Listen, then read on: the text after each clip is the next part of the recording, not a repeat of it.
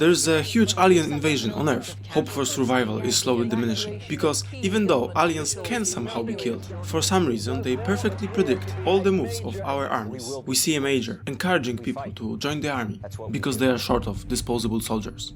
This is followed by a conversation with a general who wants to send him to the field the next day to make some kind of promotional video. But he doesn't want to take part in combat. He is only here because he once did a short service, and after the invasion started, the army took over his advertising company. His protest and a small blackmail did not impress the general, who will send him into battle as a deserter or something. Wonderful! That's a great example of the military making slaves out of people and throwing them into death without anyone's consent. In my opinion, if someone doesn't want to fight, no one should force them to, especially if he volunteered to help gather recruits. But the army made him a major, and so they have him in their pocket. Fuck, how can you not hate this authority of military? But I'm getting off topic. He wakes up in handcuffs at a military base. They assign him to a strike team. We get a bit of military propaganda. Then they dress up in impractical suits. We get multiple of stupid jokes about how the guy won't survive during the fight. And then they fly to battle. That is, to France, because almost all of Europe has already been captured by aliens. They get dropped without a parachute, just hanging on some kind of fucking rope on a flying helicopter. By some miracle, the major lands without hurting himself. It turns out there's a massacre on the beach. People are dying all over the place, but thanks to the great script, he misses all the threats. Then he watches a hero from a previous battle fight and gets a rocket into her back. It's interesting that all this time no one wants to tell him how to unlock the gun. These fucking soldiers are so stupid, they don't want to help a guy who fights on their side. We finally get a good look of the alien. They are so fucking fast and strong that those suits are basically useless. They need a tank or something, and they probably wouldn't win anyway. But with this kind of equipment, the fight is a joke. Finally, the major presses a random button, and now he can shoot. Then, of course, the alien that was attacking them decides to take a nap or something. He just stood back and became a stationary target. Irrelevant. Other aliens appeared. After a couple of hours, they finally heard him, and the major took some kind of a bomb and blew up the big alien, who melted him with his blood. The major wakes up at the base, just as he did the day before. So the Groundhog Day begins. He does the same as the first time. In the battle he is trying to help different people, but the only thing he manages to do is to save this woman. And in this process he dies. On the third attempt he predicts the future, so people think he's crazy. The fourth, he saves the woman again, and she figures out what's going on, and tells him to find her when he wakes up. First, he escapes the squad, falls under wheels of a truck. A quick reset, then succeeds. He reaches the firing range, where she just stretches, surrounded by replicas of aliens, called mimics. She does this only for this epic scene, because it has no practical training use. She then explains to him what's happening. In the previous battle, she had the same thing. They meet a particle physicist, who for some reason knows the most about the mimic biology, which is something from a completely different field of study. Doesn't matter, we get a lot of information.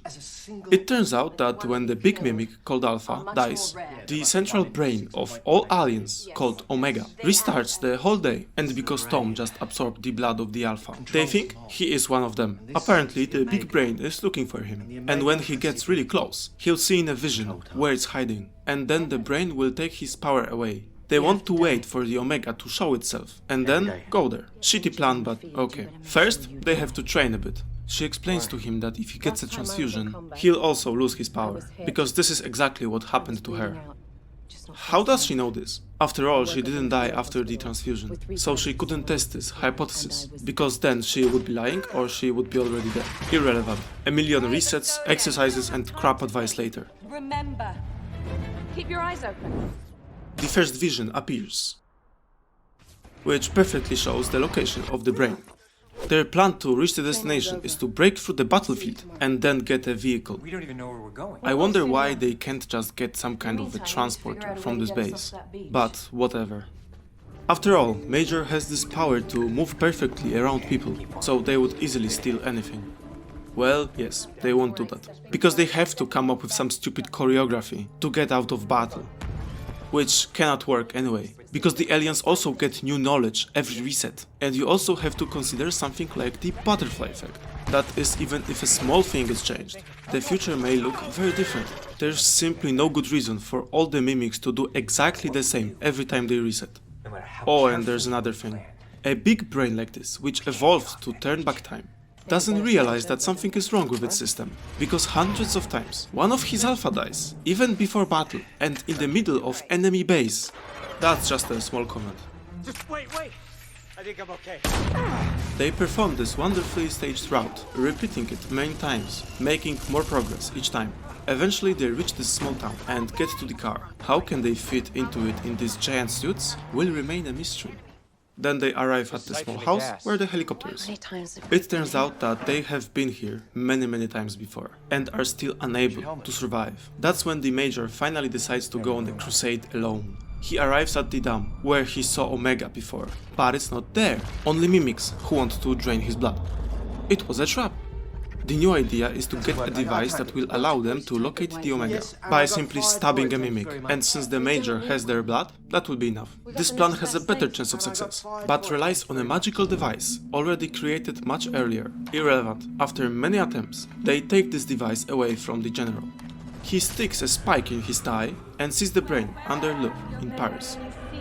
Unfortunately, idiots don't reset immediately, but continue to flee from the army, causing them to have an accident, and the Major gets a blood transfusion, so he loses his powers. Instead of doing airstrike on Omega or something like that, they decide to fly to Paris in person, so they need a transporter and a team. They convince the squad he's assigned to. I wonder why they would believe him and trust the person they've known for a few hours, and all he's gotten them is 100 push-ups. So of course they believe him and fly on the mission. They are quickly knocked out of the sky and immediately lose half their squad. Then they glide with the plane on the ground level, and at this point, of course, all the mimics miss. They reach the Louvre, and suddenly the mimics become much less of a threat. To our favorite characters, the irrelevant woman drags off the last mimic, and the Major jumps into the water, where the Omega sits, and fires grenades. A big guard mimic gets his normal speed slowed down again, so that the brain can be blown up. In the end, time has been set back 2 days, and all mimics have stopped working. Victory for humanity, and that's the end. It's very interesting that as the film progresses, which means time is reset, mimics in the fights with key characters are slowed down only for the sake of the plot. Well, just compare this killing machine at the first battle with what happens at the end. And then you click here and watch more videos. Thank you.